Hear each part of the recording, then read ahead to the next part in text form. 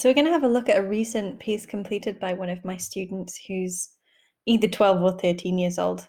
I wasn't quite sure how old he was, but he's a very good writer and I've been working with him for a while. So I put that it's kind of what you would expect of a very, very high grade for a 13-year-old. If you're aiming for exams that you're doing kind of aged 14 to 16 or around GCSE, IGCSE level, then this would be a good piece to use as an example. You might want a few more complex ideas to aim for a really high grade at that level, but as a basic essay, this would achieve at least a B grade, I think, at GCSE. So it's kind of slightly above and beyond the level that he was writing it at. I just thought it was great, so I thought I'd share it with you guys and hopefully you find it really interesting as well. It's not just the piece, but the process that he went through that was a really great process that worked really well. So I'm going to take you through what we did together and how he achieved that whole process and planning stage before the final piece. And then also right at the end, I've got some examiner comments that I made on how well the piece did and why it was great, basically, and a few comments for improvement too, obviously.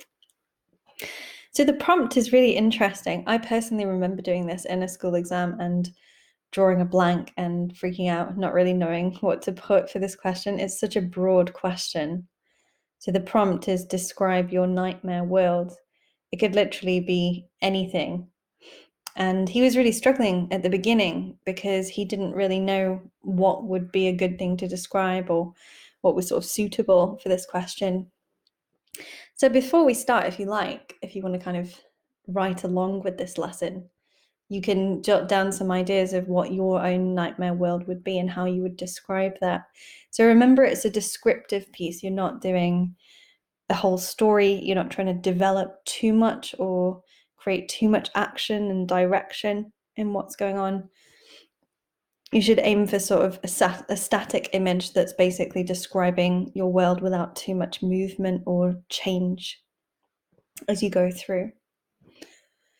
So yeah, you might jot down some ideas for a nightmare world and you can kind of plan and sketch along with this lesson. Writing prompt, and the prompt is my nightmare world. So it's quite easy. It's not really as difficult as an essay question or anything like that. You've got this idea of my being a possessive pronoun. So it should be something personal. If you find it really difficult to be personal in creative writing, some people do because it's just a bit too much to sort of delve into yourself and think too personally about these types of questions, you can be more impersonal as well. So if you're struggling to think of personal things that scare you, I would pick something that is a random character's nightmare. If you first develop a persona in your writing, a persona is the voice that you're writing from. It can be first or third person. So you're basically setting a character for yourself when you write, and then you're writing as if you're that character. So you might do it as your own nightmare, you might do it as the nightmare of a character. I personally do actually set a persona most of the time that I write because I feel like my own opinions are always a bit complex and ever changing about things, and I'm never 100% sure how I think or feel. So if I write things that are too personal, they get really kind of messy quite quickly because I'm always debating things in my head. So if I set a character that's kind of simplified and, a person who thinks and acts in a certain way and has a clear set of beliefs or experiences, it's so much easier to write from that perspective. And a lot of professional writers use that tip as well. So if you're comfortable writing from your own point of view, that's great. If you're not, set a persona first and then plan from the point of view of your persona. So as with any creative writing, if you're doing this for any type of exam, you need to use a huge range of techniques. It's not really enough to just write a very good story or write a very good description.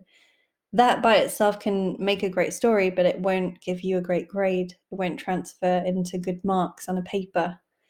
I definitely made this mistake myself a few times when I was writing in exams for English language when I was back at school. So yeah, I've given you some techniques and ideas here before we even start to make you think about the idea of what you actually should be including there. So this is a suggestion for a range of techniques. There are more techniques than this. So if you're an ambitious student or you're working at a higher level, especially beyond GCSE and above, you definitely want to be using more complex techniques on top of the ones that you find here. People quite often miss out dialogue, so I've kind of chucked that in on the end there. They think that if they're writing a story, it's easy to get speech in there. And if they're doing a description, it's almost impossible. But you should really use dialogue at least once throughout every descriptive piece, just because it shows that you can do the difference between a section of prose and a section of speech. In a descriptive piece, it doesn't really need to be loads of dialogue or lots of detail or somebody speaking for a long time. But you just want kind of the odd word or the odd phrase or sentence here and there just to make it feel quite realistic, and also to make it feel like you can do that dialogue as well as the prose. If you're writing a story, you do usually need a lot more dialogue in a story, so be aware of the difference between descriptive and narrative writing, because even though they're both creative writing, if you talk about them or use exactly the same techniques or write and plan them in exactly the same way, you'll drop a lot of marks because they are actually different forms, descriptive and narrative. So this student, he was really confused about the idea of my night, my world, and he really didn't know where to start with this question. So I said, start with something that you fear, start with something that you're afraid of. And so we went through things that frighten him until the things that frighten him gave an idea that was useful for this question. So a lot of creative writing, if it's good, it has this emotional core to it, and it makes you feel something, or it makes you connect on quite a deep level with other human beings. If you have something that is a really strong fear, then that probably is a similar experience to your readers. So you're going to get them to connect a lot better if you write from a place of emotion.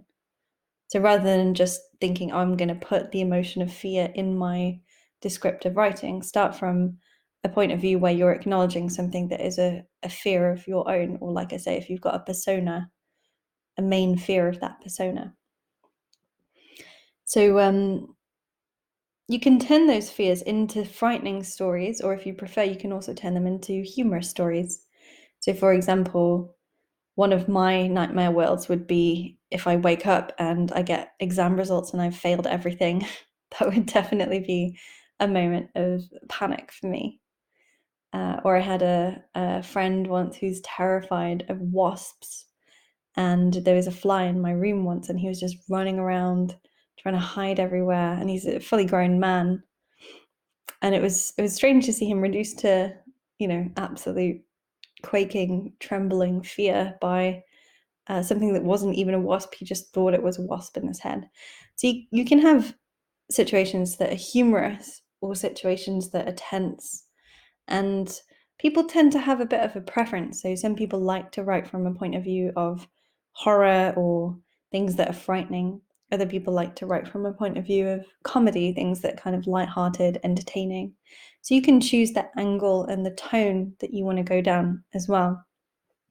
So the student I worked with here, he chose quite a frightening, quite intense tone, because he likes more serious, practical things. So he could kind of relate a bit more to that, I think, for this one. So the thing he chose is fire. And he just thought, well, pretty much everyone is afraid of fire in some form. Maybe some of us aren't scared of candles or something, but if you saw a giant fire in front of you, almost everyone universally would agree that that's a frightening thing to experience. So it's a good choice because it's something that personally frightens him, but something that everyone can connect with as well. So what I said to him was, think about words to do with fire, and I helped him research relevant vocabulary for his topic. So if I was going to do my frightening one about failing exams, or my friend's frightening one about being terrified of wasps, I might look up words to do with exams and academia, or I might look up words to do with insects and flying and wasps.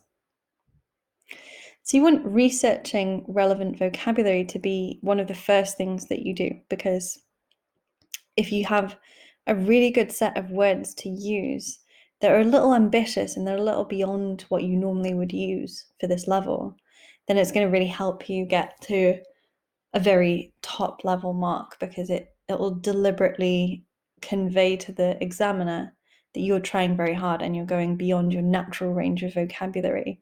You're choosing deliberately ambitious words and phrases that help make your ideas crisp and make them pop. So all of these words are really great words to use with fire. You might want to write them down if you don't know them already, because they're just generally good, creative, descriptive words. Some of them contradict as well, so it might make you think about your topic in a different way, like feeble. That means weak and kind of small. And fires are really interesting things. They can be, in some ways, very weak and small. Fierce is obviously the opposite of that.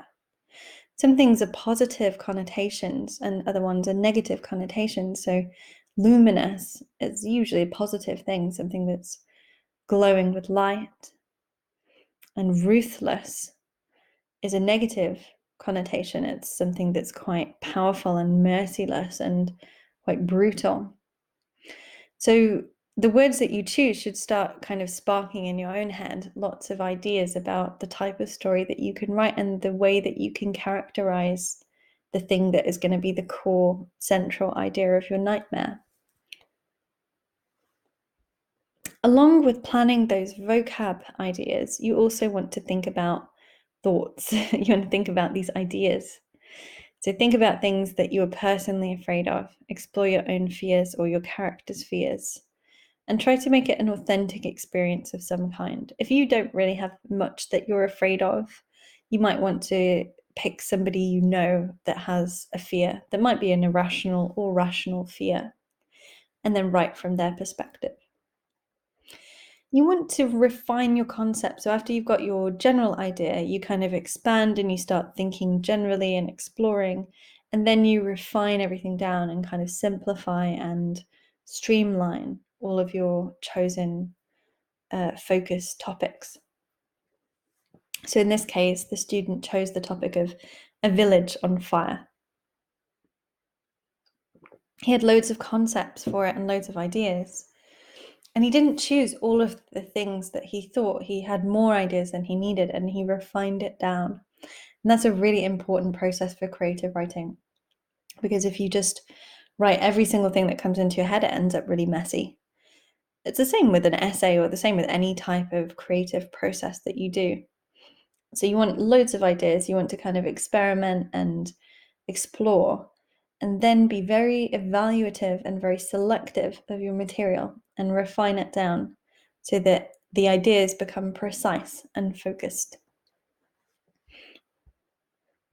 You might have ideas about setting, character, tone, mood, imagery, or other details. So that's just kind of to give you a range of things that you could think about or ideas that you could have. This step I've put in bold because it's really important. So research your idea more thoroughly if you have time. So if this is an exam, obviously you don't have time at that moment, but all the times before the exam when you're not practicing in time conditions, or if you're just doing creative writing for your own interest and self-improvement, you have that liberty of time to research and think deeper. So if you read other people's writing on a similar topic, that should give you thoughts. You don't want to copy anything directly, but you should be influenced by other writers and other creative passages that you read. You want to read about your topic in more depth as well, so you understand it well. So if I was going to do that wasp nightmare, I would maybe read a lot about wasps so that I know about them, and then I can write in a better way. Or the exam one doesn't work so well because I know quite a lot about schools and exam grades and so on already. But if I didn't, I would maybe research that before I start. So in this case, the student that I was working with, we looked at loads of articles about wildfires in Australia, and we just read maybe 3 or 4 of them just picking up ideas for images, ideas for the way that people react and behave to that kind of fire, and just ideas about imagery or kind of little details that you can add into the story. So it made his writing so much clearer and more precise, and it made it feel more real because he's never actually been in a fire. Luckily, most people haven't. So reading an experience of people who have, that made it so much more authentic. So all of this really, was good and a really good sort of starting point, a really promising idea before he started his actual piece. The vocab and techniques we've kind of done already here. Then he planned it. He didn't plan in very much detail. He took about 5 minutes to do this. So it's good to give yourself a very short time pressure for a plan because it makes you kind of forcibly, don't know what the word is, kind of forces you to refine and simplify and summarize. So plan very quickly. So here he's got a description of nice scenery. It changes with black smoke coming out of the trees. A fire leaps out and there's a description of color and effects. Then there's a shift to feelings and maybe a bit of a focus on a person. The fire gets more intense, so there's more tension in this paragraph. And then finally, you have all the burnt scenery. So this idea, it has shifts in focal points, which is very important for descriptive writing. It has shifts from external to internal, so from what things look like to how things feel. It has building and releasing of tension, which is really important for a dynamic, engaging story. And what's very, very high level about it is it starts with an idyllic, peaceful mood, and it ends with this kind of burnt, destructive scene. So it's not just starting and ending the same, but the description is of the same place. So something's changed and something's the same by the end of the description. So there's a lot of different points in terms of planning that this plan is ticking. And if you're going to plan your piece now, which I suggest that you do, you can pause me and try and time yourself and try and achieve some of that same kind of points of focus and various types of tension and release of tension and mood changes in your own plan. So yeah, if you're kind of planning and writing along with this one, this is a good time to pause me, build a vocab list, set a list of techniques you want to include, and then plan your piece. And then we can jump back into looking at the final descriptive passage and how well it went. So if you've written along with this and you've planned your piece, I want you to look back at your plan, see if you're happy with it, maybe tweak one or two things that you don't think would work, maybe add in something or delete something. And once you feel really, really happy and really solid with your plan, we're going to look at the final piece that the student wrote. And I want you to mind this for ideas so you can use similar techniques or similar style of writing, similar imagery in your own piece if it's relevant. Depends on the topic that you chose, whether this is going to be useful or not so useful to you in terms of imagery. Whether it's a similar topic or not, you can definitely get a lot out of the structuring and the way that it's written. So you want to kind of take note of that as I read through. As I looked out of my window, I saw the beautiful forest in the afternoon sun, trees swaying in the gentle breeze with the welcoming sounds of the forest surrounding the greenery.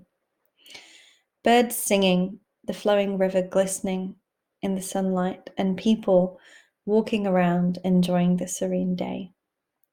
People having picnics, people strolling around happily. So you can see it creates that calm mood, and there's a lot of precise imagery there.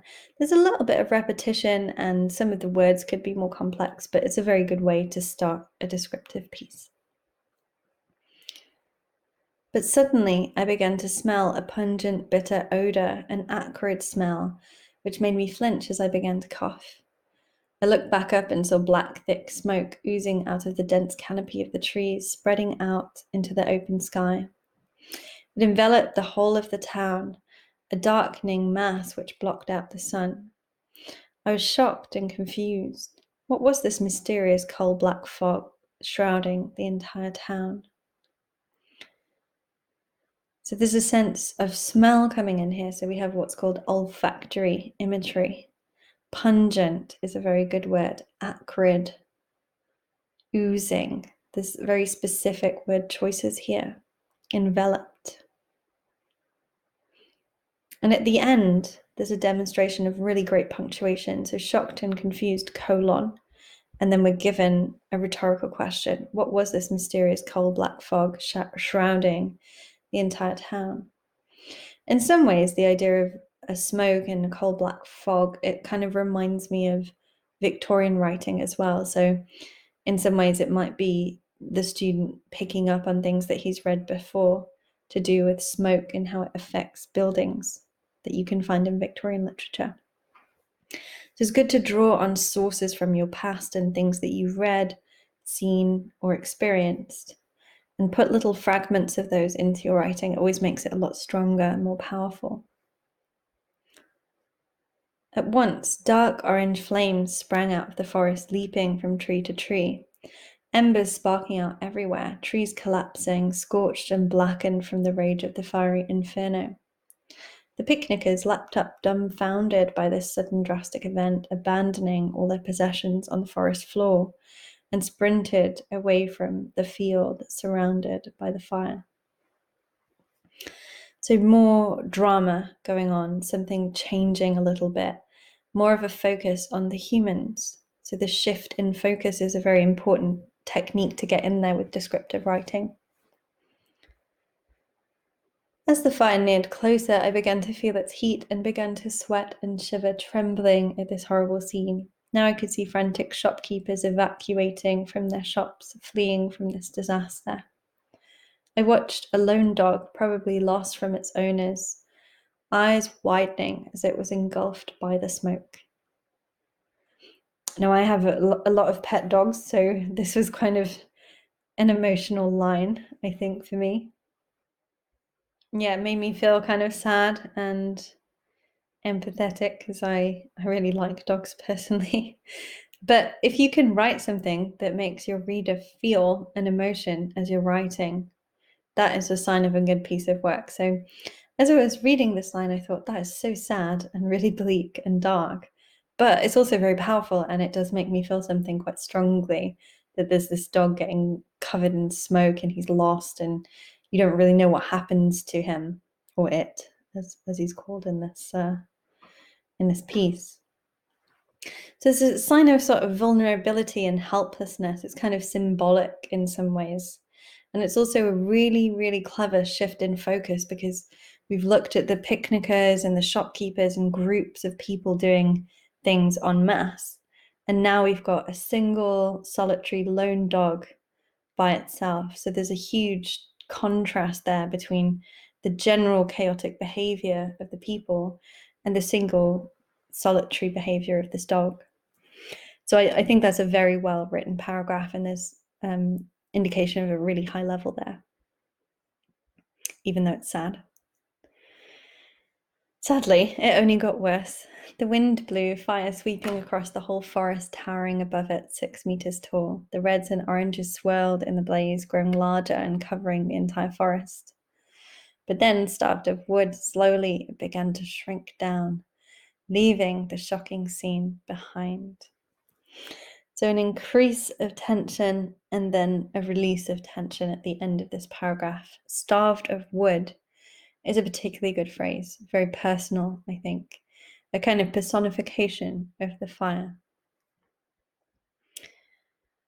So the final paragraph. As I looked out of my window, I saw the rotting debris in the evening sun, trees lying scattered across the ground, with the dull, eerie silence of the surrounding disaster hammering into my ears. The birds were silent, the river destroyed by a huge tree. People trembled inside their houses, having been stunned by this calamity. My nightmare world. So the ending is very abrupt and it uses the title. In some ways, that can be a bit of a obvious choice. I think it works quite well here. I like the idea that they've gone back to that concept right at the end of their story. You have to be careful doing that. It works better in some descriptions or some stories than others, but here I think it works well. And a better thing maybe to do with that is to somehow slip the title in amongst the paragraphs somewhere so that it's kind of a bit more surprising and unexpected. So yeah, it's a really great piece. You can see my notes in red, by the way. Sorry, it does say that on the page, but I forgot to mention before we started reading it. You can see that it's using a range of techniques. It's really clever and experimental with how it uses them. There's a really good sense of imagery. So hopefully as I was reading it through, you can picture it and you can picture how the scene is changing. And for a descriptive piece, that's really the main idea, what you really need to achieve with your descriptive writing. So I'm going to just finish with some examiner notes. So there's clear grammar, spelling, and punctuation, ambitious vocabulary choices. There could be a better sense of tone and mood and style. So if you're aiming for a higher grade than the student was working at, then tone, mood, and style is really what you need to achieve the very, very top marks.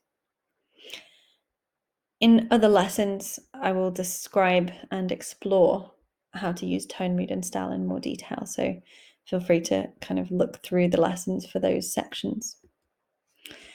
And I suggested that the student include a few more things, including that dialogue that I mentioned at the beginning. So my notes and my suggestions for improvement are really minimal for the level that the student's working at. This is an excellent piece. And if you write like this and you're between age 13 to 14, possibly 15, you'll do very well. If you're kind of 15, 16 and you write like this, you should at least expect a B grade at GCSE, IGCSE or equivalent. So that's also an excellent grade to achieve.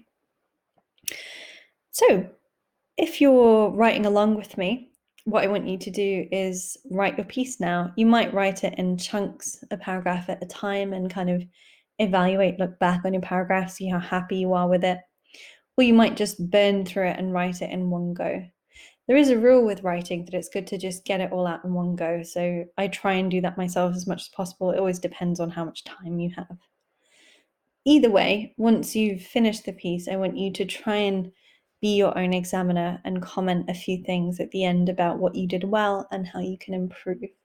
That is a really important part of the process, because if you just write and write and write, but you don't give yourself feedback or receive feedback from others, you'll never kind of improve your level. You always have to write, get feedback, and then incorporate the feedback. And that whole process with the feedback will improve you. So hopefully you enjoyed this one and you find the lesson really useful. And hopefully you're enjoying the idea of writing your own nightmare world. Like I say, if you're not into horror, definitely make it funny instead of scary. But either way, it's a very interesting prompt. So I hope you enjoy it.